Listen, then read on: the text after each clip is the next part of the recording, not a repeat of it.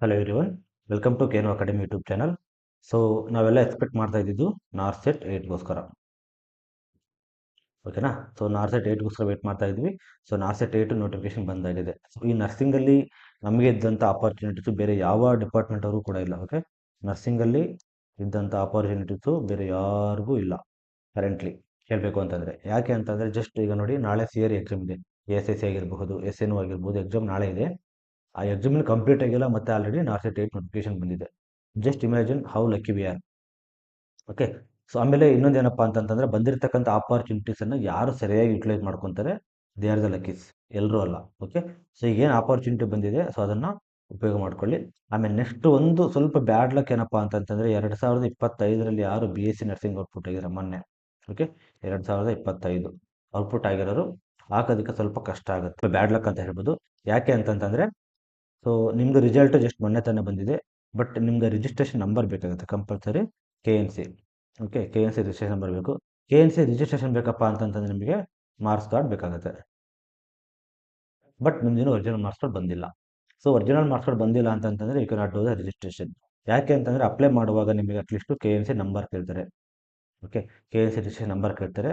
So apply ಮಾಡುವಾಗ ಸರ್ಟಿಫಿಕೇಟಲ್ಲಿ so you can upload the acknowledgement. At least ಅಕ್ನಾಲಜ್ಮೆಂಟನ್ನು ಅಪ್ಲೈ ಮಾಡ್ಬೋದಿತ್ತು. ಬಟ್ ನಿಮ್ಮ ಹತ್ರ ಅಕ್ನಾಲಜ್ಮೆಂಟೇ ಇಲ್ಲ ಅಂತಂದ್ರೆ ತುಂಬ ಕಷ್ಟ ಆಗುತ್ತೆ. ಸೊ ನೀವು ಜಸ್ಟ್ ವೆಯ್ಟ್ ಮಾಡಿ. ಅಟ್ಲೀಸ್ಟ್ ಒಂದು 10 ದಿನದೊಳಗೆ ನಮ್ಮದು ಒರಿಜಿನಲ್ ಮಾರ್ಕ್ಸ್ ಕಾರ್ಡ್ ಬಂತು ಅಂತಂದರೆ, ಕೊನೆಯ ಡೇಟ್ವರೆಗೂ ಏನು 17th ಲಾಸ್ಟ್ ಡೇಟ್ ಕೊಟ್ಟಿದ್ದಾರೆ. ಓಕೆ, ಸೊ 17ನೇ ತಾರೀಕಿನ ಲಾಸ್ಟ್ ಡೇಟ್ ಕೊಟ್ಟಿದ್ದಾರೆ. ಆ ಡೇಟ್ ಒಳಗಡೆ ಏನಾದ್ರು ನಿಮ್ಮದು ಬಂತು ಅಂತಂದ್ರೆ ಕೂಡ, ಅಟ್ಲೀಸ್ಟ್ ಒನ್ ಡೇ ಟೈಮ್ ಇತ್ತು ಅಂದ್ರೆ ಕೂಡ ನೀವು ಹೋಗ್ಬಿಟ್ಟು, ಓಕೆನಾ, ಡೈರೆಕ್ಟಾಗಿ ಹೋಗ್ಬಿಟ್ಟು, ಸೊ ಈ ಥರ ನಾಳೆ ಎಕ್ಸಾಮ್ ಇದೆ, ನಾಳೆ ಅಪ್ಲೈ ಮಾಡೋದಕ್ಕೆ ಲಾಸ್ಟ್ ಡೇಟ್ ಇದೆ, ನಮಗೆ ರಿಜಿಸ್ಟ್ರೇಷನ್ ಮಾಡ್ಕೊಡಿ, ಅಟ್ಲೀಸ್ಟ್ ನಮ್ಮದು ಅಕ್ನಾಲಜ್ಮೆಂಟ್ ಕೊಡಿ ಅಂತ ಕೇಳಿದ್ರು ಕೂಡ they will do it. So ಆ ಥರ ಮಾಡ್ಕೊಂಡಾಗ ಏನಾಗುತ್ತೆ ಅಂದರೆ, ನಿಮಗೆ ಅಟ್ಲೀಸ್ಟ್ ನೀವು ಅಪ್ಲೈ ಮಾಡೋದಕ್ಕೆ ಕೆ ಎನ್ ಸಿ ನಂಬರ್ ಸಿಗುತ್ತೆ, ನೀವು ಎಲಿಜಿಬಲ್ ಆಗ್ತೀರಾ ಅಪ್ಲೈ ಮಾಡೋದಕ್ಕೆ. ಸಿಕ್ಕಿಲ್ಲ ಅಂತಂತಂದರೆ ಇವರು ಅನ್ಲಕ್ಕಿ ಅಂತಲೇ ಹೇಳ್ಬೋದು. ಸೊ ನೆಕ್ಸ್ಟ್ ನಾರ್ಸೆಟ್ 8 ಕೂಡ ಬಿಟ್ಟಿದ್ದಾರೆ, ಸಾರಿ ನಾರ್ಸೆಟ್ 9 ಕೂಡ ಬಿಟ್ಟಿದ್ದಾರೆ. ನಾನು ನಿಮಗೆ ಅದ್ರ ಬಗ್ಗೆ ನೆಕ್ಸ್ಟ್ ವಿಡಿಯೋ ಮಾಡ್ತೀನಿ. ಓಕೆ. ಸೊ ಈಗ ಫಸ್ಟು ಈ ವಿಡಿಯೋದಲ್ಲಿ ನೋಡ್ತಾ ಹೋಗೋಣ ಯಾವ ರೀತಿಯಾಗಿ ಅಪ್ಲೈ ಮಾಡಬೇಕು. ಓಕೆನಾ? ಸೊ ಏಜ್ ಲಿಮಿಟ್ ಎಷ್ಟು, ಲಾಸ್ಟ್ ಡೇಟ್ ಯಾವಾಗ, ಓಕೆ, ಅಪ್ಲಿಕೇಶನ್ ಫೀಸ್ ಎಷ್ಟು, ಮೈನ್ಸ್ ಎಕ್ಸಾಮ್ ಯಾವಾಗ, ಫಿಲಿಮ್ಸ್ ಎಕ್ಸಾಮ್ಸ್ ಯಾವಾಗ ನೋಡ್ತಾ ಹೋಗೋಣ. ಓಕೆ ನೋಡಿ. ಸೊ ಮೊನ್ನೆ ಅಂದರೆ ನಿನ್ನೆ ನೈಟ್ ಬಂದಿದೆ ಇದು ನೋಟಿಫಿಕೇಶನ್. ಎಲ್ಲ ಗ್ರೂಪಲ್ಲಿ ನಾವು ಕೇನೋ ಅಕಾಡೆಮಿ ಗ್ರೂಪಲ್ಲಿ ಎಲ್ಲ ಕಡೆನೂ ಶೇರ್ ಮಾಡಿದ್ವಿ. 24ನೇ ತಾರೀಕಿಂದ ಸ್ಟಾರ್ಟ್ ಆಗುತ್ತೆ ಅಪ್ಲಿಕೇಶನ್. 24/2 ನಿನ್ನೆಯಿಂದನೇ ಸ್ಟಾರ್ಟ್ ಆಗಿದೆ. ಓಕೆ, 25ರಿಂದ 17/3/25 ಅಪ್ ಟು 5 PM. ಸೊ ಒಂದು ಏನು ಹೇಳಕ್ಕೆ ಇಷ್ಟಪಡ್ತೀನಿ ಅಂತಂದರೆ, ಈ ಲಾಸ್ಟ್ ಡೇಟ್ ಏನಿದೆ, ಲಾಸ್ಟ್ ಡೇಟ್ವರೆಗೂ ನೀವು ವೆಯ್ಟ್ ಮಾಡೋಕ್ಕೆ ಹೋಗಬೇಡಿ. ಎಷ್ಟು ಬೇಗ ಇವತ್ತೇ ಆಗುತ್ತಾ, ಇವತ್ತಿಂದನೇ ಅಪ್ಲಿಕೇಶನ್ ಹಾಕೋದಕ್ಕೆ ಸ್ಟಾರ್ಟ್ ಮಾಡಿ. ಓಕೆ, ನೀವು ಅಪ್ಲಿಕೇಶನ್ ಇವತ್ತಿಂದ ಹಾಕೋದಕ್ಕೆ ಸ್ಟಾರ್ಟ್ ಮಾಡಿದ್ದೀರಾ ಅಂತಂದಾಗ, ನೀವು ಯಾವ ಸೆಂಟ್ರ್ ಬೇಕು, ನಿಮಗೆ ಯಾವ ಸ್ಟೇಟಲ್ಲಿ ಸೆಂಟ್ರ್ ಬೇಕು, ಆ ಯಾವ ಪ್ಲೇಸ್ ಬೇಕು, ಆ ಪ್ಲೇಸ್ ನಿಮಗೆ ಈಸಿಯಾಗಿ ಸಿಗುತ್ತೆ. ಇನ್ ಕೇಸ್ ನೀವು ಕೊನೆಗೆ ಆಗ್ತಾ ಹೋದಾಗ ಏನಾಗುತ್ತೆ ಅಂತಂತಂದರೆ, ಇಲ್ಲಿ ಆಲ್ರೆಡಿ ಅಲೋಕೇಶನ್ ಮಾಡಿರ್ತಕ್ಕಂಥ ಪ್ಲೇಸ್ ತುಂಬ ಫಿಲ್ ಆಗಿರುತ್ತೆ. ಸೊ ಅವಾಗ ನಿಮಗೆ ಬೇರೆ ಕಡೆ ಕೊಡ್ತಾರೆ. ಓಕೆ, ಅದೊಂದು. ಇನ್ನೊಂದು ಟ್ರಿಕ್ಸ್ ಏನಪ್ಪ ಅಂತಂತಂದರೆ, ನೀವು ಯಾರ್ಯಾರು ಫ್ರೆಂಡ್ಸ್ ಇದ್ದೀರಾ, ಓಕೆ, ನಾನು ನನ್ನ ಫ್ರೆಂಡ್ ಜೊತೆಗೆ ಎಕ್ಸಾಮ್ ಬರೀಬೇಕಂತ ಇರ್ತೀರಾ, ಸೊ ಅವ್ರು ಏನು ಮಾಡ್ತೀರಾ ಅಂದರೆ, ಒಟ್ಟಿಗೆ ಒಂದೇ ಟೈಮಲ್ಲಿ ಅಪ್ಲಿಕೇಶನ್ ಹಾಕಿ. ಓಕೆ, ಸೊ ಒಂದೇ ದಿನ ಹೋಗ್ಬಿಟ್ಟು ಅಪ್ಲಿಕೇಶನ್ ಹಾಕಿ, ಅವಾಗ ನಿಮ್ಮದು ಸೆಂಟ್ರು ಒಂದೇ ಸಿಗುತ್ತೆ. ಸೊ ಇದೊಂದು ಟ್ರಿಕ್. ಯಾಕಂದ್ರೆ ತುಂಬ ದೂರದಿಂದ ನೀವು ಓಕೆ ಬರ್ತಾ ಇರ್ತೀರ, ಜರ್ನಿ ಮಾಡ್ಕೊಂಡು ಬರ್ತೀರಾ, ಎಕ್ಸಾಮ್ ಸೆಂಟರ್ ಒಂದೇ ಹೋಗ್ಬೇಕಂತ ಬೆಂಗಳೂರಲ್ಲಿ ಇರುತ್ತೆ, ಬಟ್ ಸೆಂಟ್ರ್ ಬೇರೆ ಬೇರೆ ಕಡೆ ಇರುತ್ತೆ. ನಾವು ಒಂದೇ ಸೆಂಟ್ರಲ್ಲಿ ಬೇಕಪ್ಪ ಅಂತಂತಂದರೆ, ಸೊ ನೀವೇನು ಮಾಡ್ತೀರಾ, ಅಟ್ಲೀಸ್ಟ್ ಜೊತೆಗೆ ಅಪ್ಲಿಕೇಶನ್ ಹಾಕಿ. ಸೊ ಅವಾಗ ನಿಮ್ಮದು ಈಸಿಯಾಗಿ ಒಂದೇ ಸೆಂಟರ್ ಸಿಗುತ್ತೆ. ಓಕೆ, ಅದೊಂದು ಟ್ರಿಕ್ಸ್ ಕಲ್ತ್ಕೊಳ್ಳಿ.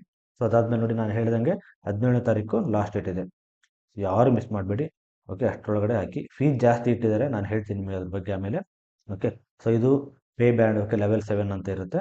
ಸೊ ನಿಮಗೆಲ್ಲ ಟೋಟಲ್ಲು ಎಲ್ಲ ಅಲವೆನ್ಸ್ ಎಲ್ಲ ಸೇರ್ಕೊಂಡ್ಬಿಟ್ಟು ಅರೌಂಡ್ ನಿಮಗೆ 85,000 ಓಕೆ ಸ್ಯಾಲ್ರಿ ಸಿಗುತ್ತೆ by hand, after deduction of all the NPS ಆಗಿರ್ಬೋದು, ಟ್ಯಾಕ್ಸ್ ಆಗಿರಬಹುದು. ಓಕೆನಾ, ನಿಮ್ದು ಇನ್ಶೂರೆನ್ಸ್ ಎಲ್ಲ ಕಟ್ಟಾಗಿಬಿಟ್ಟು 85,000 ರುಪೀಸ್ ನಿಮಗೆ ಬೈ ಹ್ಯಾಂಡ್ ಸ್ಯಾಲ್ರಿ ಸಿಗುತ್ತೆ. ಓಕೆ, ಸೊ ಕ್ವಾಲಿಫಿಕೇಶನ್ ನೋಡ್ತಾ ಹೋಗೋಣ. ಎಸೆನ್ಷಿಯಲ್ ಕ್ವಾಲಿಫಿಕೇಶನ್ ಏನಪ್ಪ ಅಂತಂತಂದರೆ, BSc nursing honours or BSc nursing from the Indian nursing council or state nursing council recognised ಆಗಿರ್ತಕ್ಕಂಥ ಇನ್ಸ್ಟಿಟ್ಯೂಷನಲ್ಲಿ ಮಾಡಿರಬೇಕಾಗತ್ತೆ. ಓಕೆ, ಸೊ ನೋಡಿ, BSc ನರ್ಸಿಂಗ್ ನೀವು ಅಪ್ಲಿಕೇಶನ್ ಹಾಕುವಾಗ ಯಾರಾದರೂ ನೀವು ಏಮ್ಸಲ್ಲಿ ಏನಾರು ಮಾಡಿದ್ದೀರಾ ಅಂತಂತಂದರೆ, ಏಮ್ಸಲ್ಲಿ BSc ನರ್ಸಿಂಗ್ ಮಾಡಿದ್ದೀರಾ ಅಂತಂತಂದರೆ, ಅವರು BSc ನರ್ಸಿಂಗ್ ಹಾನರ್ಸನ್ನು ಸೆಲೆಕ್ಟ್ ಮಾಡ್ಕೊಳ್ಳಿ. ಇಲ್ಲ ನಾವು ರಾಜೀವ್ ಗಾಂಧಿ ಯೂನಿವರ್ಸಿಟಿ ಮಾಡಿದ್ದೀರಾ ಅಂತಂತಂದರೆ, we have to choose the regular BSc. Okay, confuse ಮಾಡ್ಕೊಂಡ್ಬೇಡಿ. ನಾವು ರಾಜೀವ್ ಗಾಂಧಿ ಯೂನಿವರ್ಸಿಟಿಯಲ್ಲಿ ಮಾಡ್ತಕ್ಕಂಥದ್ದು BSc ನರ್ಸಿಂಗ್ ಹಾನರ್ಸ್ ಅಲ್ಲ. ಸೊ ನಾವು ರೆಗ್ಯುಲರ್ ಆಗಿ ಮಾಡ್ತೀವಿ. ಏಮ್ಸಲ್ಲಿ ಮಾಡ್ತಾರಲ್ಲ ಅವರು ಹಾನರ್ಸ್ ಆಗಿರುತ್ತೆ. ನೆಕ್ಸ್ಟ್ ಪೋಸ್ಟ್ BSc ನರ್ಸಿಂಗ್ ಮಾಡಿರ್ತಕ್ಕಂಥವ್ರು ಕೂಡ ಅಪ್ಲೈ ಮಾಡ್ಬೋದು. ಪೋಸ್ಟ್ BSc ನರ್ಸಿಂಗ್ ಮಾಡಿರ್ತಕ್ಕಂಥವ್ರು ಕೂಡ ನೋ ಎಕ್ಸ್ಪೀರಿಯನ್ಸ್ ಬೇಕಾಗಿಲ್ಲ. ಬಿ ಎಸ್ ಸಿ ನರ್ಸಿಂಗ್ ಅವ್ರಿಗೂ ಎಕ್ಸ್ಪೀರಿಯನ್ಸ್ ಬೇಕಾಗಿಲ್ಲ, ಪೋಸ್ಟ್ ಬೇಸಿಕ್ ನರ್ಸಿಂಗ್ ಅವ್ರಿಗೂ ಕೂಡ ಎಕ್ಸ್ಪೀರಿಯನ್ಸ್ ಬೇಕಾಗಿಲ್ಲ. Okay, next registration compulsory, registered as A nurse and midwife. Okay, state nursing council ಆಗಿರಬೇಕು. ಇನ್ನೊಂದು ಕನ್ಫ್ಯೂಷನ್ ಮಾಡ್ಕೊಂಡು ಹೋಗ್ಬಿಡಿ, ಇಂಡಿಯನ್ ನರ್ಸಿಂಗ್ ಕೌನ್ಸಿಲ್ ಎಲ್ಲೂ ನಿಮಗೆ ರಿಜಿಸ್ಟ್ರೇಷನ್ ಕೊಡಲ್ಲ, ಅವ್ರು ಜಸ್ಟ್ ಕೊಟ್ಟಿರ್ತಾರೆ ಅಷ್ಟೇ. ಓಕೆ, ಐ ಎನ್ ಸಿ ಅವರು ನಿಮಗೆ ರಿಜಿಸ್ಟ್ರೇಷನ್ ಕೊಡಲ್ಲ, ಸ್ಟೇಟ್ ನರ್ಸಿಂಗ್ ಕೌನ್ಸಿಲ್ ಮಾಡ್ಕೊಂಡಿದ್ರೆ ಸಾಕಾಗುತ್ತೆ. ಓಕೆ, ನೆಕ್ಸ್ಟ್ ನೋಡ್ತಾ ಹೋಗೋಣ. ನೆಕ್ಸ್ಟ್ ಕ್ವಾಲಿಫಿಕೇಶನ್ ಏನಪ್ಪ ಅಂತಂತಂದರೆ ಡಿಪ್ಲೊಮಾ ನರ್ಸಿಂಗ್ ಅವರಿಗೆ ಸ್ವಲ್ಪ ಕೇರ್ಫುಲ್ಲಾಗಿ ನೋಡ್ಕೊಳ್ಳಿ. ಡಿಪ್ಲೊಮಾ ನರ್ಸಿಂಗ್ ಅವ್ರು ಯಾರಿದ್ದೀರಾ, diploma in general nursing. Okay, then ನಿಮಗೆ ನೋಡಿ ಇಲ್ಲಿ ಕೂಡ ರಿಜಿಸ್ಟ್ರೇಷನ್ ಆಗಿರಬೇಕು ಡಿಪ್ಲೊಮಾ ಆಗಿರೋರು, plus minimum 2 years experience compulsory ಬೇಕಾಗುತ್ತೆ ನಿಮಗೆ. 2 years experience minimum 50 bedded hospital. So B S C ಅವರು ಒಂಥರ ಲಕ್ಕಿ ಅಂತಲೇ ಹೇಳ್ಬೋದು, ಯಾಕೆ ಅಂತಂದರೆ ನೀವು ಜಸ್ಟ್ ಪಾಸ್ ಔಟ್ ಆದ ತಕ್ಷಣ ನಿಮಗೆ ಎಲಿಜಿಬಿಲಿಟಿ ಸಿಗುತ್ತೆ. ಬಟ್ ಜಿ ಎನ್ ಎಮ್ ಅವರು 2 ವರ್ಷ ಕಷ್ಟಪಡಬೇಕಾಗುತ್ತೆ, ಯಾಕಂತಂದರೆ ಜಸ್ಟ್ ಮಿನಿಮಮ್ 50 ಬೆಡೆಡ್ ಹಾಸ್ಪಿಟಲಲ್ಲಿ ಅವರು ಎಕ್ಸ್ಪೀರಿಯನ್ಸ್ ತೊಗೊಂಡಾದ್ಮೇಲೆ they are eligible. In case ನೀವು P C B S C ಮಾಡ್ಕೊಂಡಿರ ಅಂತಂತಂದರೆ ಎಕ್ಸ್ಪೀರಿಯನ್ಸ್ ಬೇಕಾಗಿಲ್ಲ, after G N M experience ಇರುತ್ತೆ, ಅದು ಕೌಂಟ್ ಆಗಲ್ಲ. P C B S C ಮಾಡಿದ್ರೆ ಡೈರೆಕ್ಟಾಗಿ ನೀವು ಅಪ್ಲೈ ಮಾಡ್ಬೋದು. ಓಕೆ, ದೆನ್ ಇಲ್ಲಿ ನೋಡಿ ಕೆಳಗಡೆ ಕೊಡ್ತೀನಿ ಇನ್ನೂ important point remarks. The require 2 years experience as in above is as an essential criterion to be valid. Okay, experience shall must be acquired after obtaining the essential qualification. This is very important. After completing residency period of the course, declaration of result, registration and ಅಂದರೆ ನಿಮ್ದು ಏನು registration ಆದಮೇಲೆ ಕೆಲವ್ರದ್ದು ಏನಾಗುತ್ತೆ, ಈಗ ನೋಡಿ just ಮೊನ್ನೆ pass out ಆಗಿದ್ದೀರಾ, ನೀವು ಆಲ್ರೆಡಿ ಜಾಬ್ಗೆ ಜಾಯ್ನ್ ಆಗಿಬಿಟ್ಟಿದ್ದೀರಾ. ಓಕೆ, ಜಾಬ್ಗೆ ಜಾಯ್ನ್ ಆಗಿಬಿಟ್ಟಿದ್ದೀರಾ, ಬಟ್ ರಿಜಿಸ್ಟ್ರೇಷನ್ ಆಗಿಲ್ಲ. ಸೊ ನೀವೇನು ಇವಾಗ ಸಪೋಸ್ 1ನೇ ತಾರೀಕು ಫೆಬ್ರವರಿಯಿಂದ 25 ಜಾಯಿನ್ ಆಗಿರೋ ಅಂದ್ಕೊಳ್ಳಿ. ಓಕೆನಾ, ನಿಮ್ದು ರಿಜಿಸ್ಟ್ರೇಷನ್ನು ಜೂನಲ್ಲಿ ಆಗುತ್ತೆ ಅಂದ್ಕೊಳ್ಳಿ, ಸಪೋಸ್ 1/10/6/25 ಆಗುತ್ತೆ ಅಂದ್ಕೊಳ್ಳಿ. ಸೊ ನೀವು ಎಕ್ಸ್ಪೀರಿಯನ್ಸ್ ಎಲ್ಲಿಂದ ಕೌಂಟ್ ಆಗುತ್ತೆ ಅಂತಂದರೆ ಯಾವತ್ತು ರಿಜಿಸ್ಟ್ರೇಷನ್ ಆಗುತ್ತಲ್ವಾ ಅವತ್ತಿಂದ ಕೌಂಟ್ ಆಗುತ್ತೆ, ನೀವು ಹಳೆಯದನ್ನು ಕೊಡೋಕ್ಕೆ ಬರಲ್ಲ. ಸೊ ಇವರು ಅದನ್ನೇ ಹೇಳಿರೋದು, ರಿಜಿಸ್ಟ್ರೇಷನ್ ಆದಮೇಲೆ ನಿಮ್ಮದು ಎಕ್ಸ್ಪೀರಿಯನ್ಸ್ ಕೌಂಟ್ ಆಗುತ್ತೆ ಅಂತ. ಓಕೆ, ಅದು ನಿಮ್ಮ ಮನಸ್ಸಲ್ಲಿ ಇಟ್ಕೋಬೇಕು. ಆಮೇಲೆ ನೋಡಿ age limit between 80 to 30 years. Relaxation ಕೊಟ್ಟಿದ್ದಾರೆ ಕೂಡ ಇಲ್ಲಿ, ನಾನು ಅದನ್ನ ಹೇಳ್ತಾ ಹೋಗ್ತೀನಿ ನಿಮಗೆ ರಿಲ್ಯಾಕ್ಸೇಷನ್ ಏನೇನಿರುತ್ತೆ ಅಂತ. ಓಕೆ, ಏಜ್ ರಿಲ್ಯಾಕ್ಸೇಷನ್ ಎಷ್ಟಪ್ಪ ಅಂತಂತಂದರೆ ಯು ಆರ್ಗೆ ಅಥವಾ ಇ ಡಬ್ಲ್ಯೂ ಎಸ್ 30 ಇಯರ್ಸ್ ಲಾ. Okay, then O B C ಅವರಿಗೆ 33 ಇಯರ್ಸ್. ದೆನ್ ಎಸ್ ಸಿ ಮತ್ತು ಎಸ್ ಟಿಗೆ 35 ಇಯರ್ಸ್. ಸೊ ಇಷ್ಟು ನಿಮಗೆ ಏಜ್ ರಿಲ್ಯಾಕ್ಸೇಷನ್ ಇರುತ್ತೆ, ಇದು ಸೆಂಟ್ರಲ್ ಗೌರ್ಮೆಂಟಲ್ಲಿ. ಓಕೆ, ಏಮ್ಸಲ್ಲಿ ಕೂಡ ಇದು ಅಪ್ಲೈ ಆಗುತ್ತೆ. ಓಕೆ, ಸೊ ನೆಕ್ಸ್ಟ್ ಇಲ್ಲಿ ನೋಡಿ ಮತ್ತೆ ಈಗ ನೆಕ್ಸ್ಟ್ ಫೀಸ್ ಕೊಟ್ಟಿದ್ದಾನೆ. ಓಕೆ, ಸೊ ಫೀಸಲ್ಲಿ ಏನಪ್ಪ ಅಂತಂತಂದರೆ ಫೀಸು ತುಂಬ ಜಾಸ್ತಿ ಇಟ್ಟಿದ್ದಾರೆ. ಓಕೆನಾ, ಒ ಬಿ ಸಿ ಮತ್ತು ಜನರಲ್ಗೆ 3,000 ರೂಪಾಯಿ ಇರುತ್ತೆ, S C S T E W S ಅವರಿಗೆ 2,400 ರೂಪಾಯಿ ಇರುತ್ತೆ, ಪರ್ಸನ್ ವಿತ್ ಡಿಸಬಿಲಿಟೀಸ್ ಯಾರು ಹ್ಯಾಂಡಿಕ್ಯಾಪ್ ಇದ್ದಾರೆ ಅವರಿಗೆ ನೋ ಫೀಸ್. ಓಕೆ, ಸೊ ಇಷ್ಟಿರುತ್ತೆ. ನೀವು ಆನ್ಲೈನ್ ಮುಖಾಂತರನೇ ಪೇ ಮಾಡಬೇಕಾಗುತ್ತೆ, ಕ್ರೆಡಿಟ್ ಕಾರ್ಡ್ ಡೆಬಿಟ್ ಕಾರ್ಡ್ ಮುಖಾಂತರ ನೀವು ಅಪ್ಲೈ ಮಾಡ್ಬೋದು. ಆಮೇಲೆ ಮತ್ತೆ ಇಲ್ಲಿ ಏನಂತ ಕೊಟ್ಟಿದ್ದಾನೆ, application fees of S C S T candidates who appear in the examination will be refunded after the declaration of the results. Okay, so S C S T ಅವ್ರು ಏನಿದ್ದಾರೆ ಅವರಿಗೆ ಫೀಸು ರೀಫಂಡ್ ಆಗುತ್ತೆ, ಓನ್ಲಿ ಫಾರ್ ಎಸ್ ಸಿ ಮತ್ತು S T ಅವರಿಗೆ ಮಾತ್ರ. ಆಮೇಲೆ ಯಾವಾಗ ಆಗುತ್ತೆ ಅಂತಂತಂದರೆ ನಿಮ್ಮದು ಕ್ಯಾಸ್ಟ್ ಸರ್ಟಿಫಿಕೇಟ್ ಏನಿರುತ್ತೆ ಅದು ವ್ಯಾಲಿಡ್ ಆಗಿರಬೇಕು. ವ್ಯಾಲಿಡ್ ಆಗಿರ್ತಕ್ಕಂಥ ರೀಸೆಂಟ್ ಆಗಿರ್ತಕ್ಕಂಥ ಸರ್ಟಿಫಿಕೇಟನ್ನು ಅಪ್ಲೈ ಮಾಡಬೇಕಾಗತ್ತೆ. ನೋಡಿ ತುಂಬ ಇಂಪಾರ್ಟೆಂಟ್. ಆಮೇಲೆ ಇದು ನಿಮಗೆ ಹೇಳ್ತೀನಿ ಯಾವುದು ಫೀಸ್ ಬಗ್ಗೆ. ಯಾಕೆ ಫೀಸ್ ಜಾಸ್ತಿ ಇಟ್ಟಿದ್ದಾರೆ ಅಂತಂತಂದಾಗ ನೋಡಿ, ನಿಮಗೆ ಫೀಸ್ ಯಾಕೆ ಜಾಸ್ತಿ ಇರ್ತಾರೆ ಅಂತಂತಂದ್ರೆ, ಸೊ ಯಾರು ಜೆನ್ಯೂನ್ ಆಗಿ ಪ್ರಿಪೇರ್ ಆಗ್ತೀರಾ, ಸೊ ಅವರು 100% ಅಪ್ಲೈ ಮಾಡೇ ಮಾಡ್ತಾರೆ ಅಂತ ಅವ್ರಿಗೆ ಗೊತ್ತು. ಸೊ ಸಪೋಸ್ ಏನಾಗುತ್ತೆ, ಸಪೋಸ್ 100 ರೂಪೀಸ್ ಇಟ್ಟು ಫೀಸ್ ಅಂತ ಅನ್ಕೊಳ್ಳಿ, 100 ರೂಪೀಸ್ ಫೀಸ್ ಇಟ್ಟರು ಅಂತಂದು ಏನಾಗುತ್ತೆ, ಎಲ್ಲರೂ ಅಪ್ಲೈ ಮಾಡ್ತಾರೆ. ಯಾರ್ಯಾರು ನರ್ಸಿಂಗ್ ಕೊಟ್ಬಿಟ್ಟಾಗಿದ್ದಾರೆ, ಯಾರ್ಯಾರು ರಿಜಿಸ್ಟ್ರೇಷನ್ ಇದ್ದಾರೆ, 100 ರೂಪಾಯಿ ಫೀಸ್ ಅಷ್ಟೇನಾ ಅಪ್ಲೈ ಮಾಡು. ಸೊ ಅವಾಗ ಏನಾಗುತ್ತೆ, ಸುಮ್ಮನೆ ವೇಸ್ಟ್, ಅನ್ವಾಂಟೆಡ್ ಆಗಿ ಅವ್ರದ್ದು ಅಮೌಂಟ್ ವೇಸ್ಟ್ ಆಗುತ್ತೆ ಒಂದು. ಆಮೇಲೆ ಇವು ಸೆಂಟ್ರಲ್ ಅರೇಂಜ್ ಮಾಡಬೇಕು, ತುಂಬ ಕಷ್ಟ. ಎಕ್ಸಾಮಿನೇಷನ್ ಕಂಡಕ್ಟ್ ಮಾಡಬೇಕು ಅಷ್ಟೊಂದು ಜನಕ್ಕೆ ಅಂತಂದಾಗ ಗೌರ್ಮೆಂಟ್ಗೆ ತುಂಬ ಕಷ್ಟ ಆಗುತ್ತೆ. ಸೊ ಅವ್ರು ಬುದ್ಧಿವಂತರು, ಓಕೆನಾ, ನಿಮಗಿಂತ ಬುದ್ಧಿವಂತ ಇರ್ತಾರೆ. ಸೊ ಅದಕ್ಕೋಸ್ಕರ ಯಾವ ಐಡಿಯಾ ಮಾಡಿದ್ದಾರೆ ಅಂತಂದರೆ, ಯಾಕೆ 3,000 ರೂಪಾಯಿ ಫೀಸ್ ಇಟ್ಟಿದ್ದಾರೆ, ಯಾಕೆ 3,000 ರೂಪಾಯಿ ಇಟ್ಟಿದ್ದಾರೆ ಅಂತಂತಂದರೆ, ದಿನನಾಗೆ ಯಾರು ಪ್ರಿಪೇರ್ ಆಗ್ತಿರ್ತಾರೆ ಅವ್ರು 100% ಹಾಕಿ ಹಾಕ್ತಾರೆ. ಯಾಕಂತಂದ್ರೆ ಅವ್ರಿಗೆ 3,000 ರೂಪಾಯಿ ದೊಡ್ಡದಲ್ಲ, ನನಗೆ ಜಾಬ್ ಬೇಕು ಅಂತಕ್ಕಂಥ ತುಂಬ ಇಂಪಾರ್ಟೆಂಟ್ ಆಗುತ್ತೆ. ಅದಕ್ಕೋಸ್ಕರ ಅವರು 3,000 ರೂಪಾಯಿ ಕೊಟ್ಟು ಹಾಕೋದಕ್ಕೆ ರೆಡಿ ಇರ್ತಾರೆ. ಓಕೆನಾ, ಬಟ್ ಏನು ಓದ್ಕೊಂಡಿರಲ್ಲ, ಏನು ಮಾಡ್ತಾ ಇರಲ್ಲ ಅವರು ಹಾಕಲ್ಲ ಇದಕ್ಕೆ. ಯಾಕಂತಂದರೆ ದೇ ಆರ್ ಥಿಂಕಿಂಗ್, ನಾನೇನು ಓದಿಲ್ಲ ಮಾಡಿಲ್ಲ, 3,000 ರೂಪಾಯಿ ಯಾಕೆ ಸುಮ್ಮನೆ ವೇಸ್ಟ್ ಮಾಡಬೇಕು, ನಾನು ಪಾಸ್ ಆಗಲ್ಲ ನನಗೆ ಗೊತ್ತಿದೆ, ಯಾಕೆ ಸುಮ್ಮನೆ 3,000 ರೂಪಾಯಿ ವೇಸ್ಟ್ ಮಾಡಬೇಕು ಅಂತಂದೇಳಿ ಅವ್ರು ಹಾಕಲ್ಲ. ಅದಕ್ಕೋಸ್ಕರ ಯಾರು ಓದಿರ್ತಾರೆ ಅವ್ರು ಮಾತ್ರ ಕಾಂಪಿಟೇಷನ್ ಮಾಡಲಿ ಅಂತಂದೇಳಿ ಫೀಸ್ ಇಷ್ಟೊಂದು ಇಟ್ಟಿರ್ತಾರೆ. ಸೊ ಫೀಸ್ ಬಗ್ಗೆ ವರಿ ಮಾಡ್ಕೊಂಡು ಹೋಗಬೇಡಿ. ಓಕೆನಾ, ಒಂದ್ಸರಿ ಜಾಬ್ಗೆ ಜಾಯ್ನ್ ಆಗಿರಿ ಅಂತಂತಂದರೆ ಆ ಫೀಸ್ ನಿಮಗೆ ಯಾವ ಲೆಕ್ಕನೇ ಅಲ್ಲ. ಓಕೆನಾ, ಸೊ 85,000 ನಿಮಗೆ ಸ್ಯಾಲ್ರಿ ಸಿಗುತ್ತೆ. ಓಕೆನಾ, 85,000 ಸ್ಯಾಲ್ರಿ ಸಿಗುತ್ತೆ ಅಂತ ಅಂದಾಗ ಈ 3,000 ರೂಪಾಯಿ ದೊಡ್ಡದೇನಾಗಲ್ಲ ನಿಮಗೆ. ಓಕೆನಾ. ಸೊ ಹಂಗಾಗಿ ಯಾರ್ಯಾರು ಜೆನ್ಯೂನ್ ಆಗಿ ಓದಿರ್ತೀರೋ ಅವರು ಅಪ್ಲಿಕೇಶನ್ ಹಾಕ್ಬೋದು. ಆಮೇಲೆ ಸೇಮ್ ಆನ್ಲೈನ್ ಮುಖಾಂತರ ಹಾಕ್ಬೋದು. ಆಮೇಲೆ ಎಷ್ಟು ರಿಫಂಡ್ ಆಗುತ್ತೆ. ಈಗ ನೋಡಿ, online C B T test. So online C B T test ಯಾಕಪ್ಪ, ಪ್ರಿಲಿಮ್ಸ್, ಇವಾಗ ಪ್ರಿಲಿಮ್ಸು ಮತ್ತು ಮೇನ್ಸ್ 2 ಎಕ್ಸಾಮ್ ಇರುತ್ತೆ. ಓಕೆ, ಪ್ರಿಲಿಮ್ಸ್ ಬಂದುಬಿಟ್ಟು ಏಪ್ರಿಲ್ 12. ನಾನು ಆಲ್ರೆಡಿ ತುಂಬ ವಿಡಿಯೋದಲ್ಲಿ ಹೇಳಿದ್ದೀನಿ ಏಪ್ರಿಲ್ 12ಗೆ ಇದೆ ಅಂತಂದೇಳಿ. ಓಕೆ, ಮೇನ್ಸ್ ಯಾವಾಗಪ್ಪ ಅಂತಂತಂದರೆ 2 ಮೇ. ಓಕೆ, 2 ಮೇಗೆ ಇದೆ. ಓಕೆನಾ. ಸೊ ಅಪ್ಲಿಕೇಶನ್ ಹಾಕೋದು same www.aimsexam.ac.in. Okay, so last date ನಿಮ್ಮ ಡೋಂಟ್ ಫರ್ಗೆಟ್ 17/3/25. ಓಕೆ, ಸೊ ಈ ಡೇಟ್ ಒಳಗಡೆನೇ ನೀವು ಹಾಕಬೇಕು.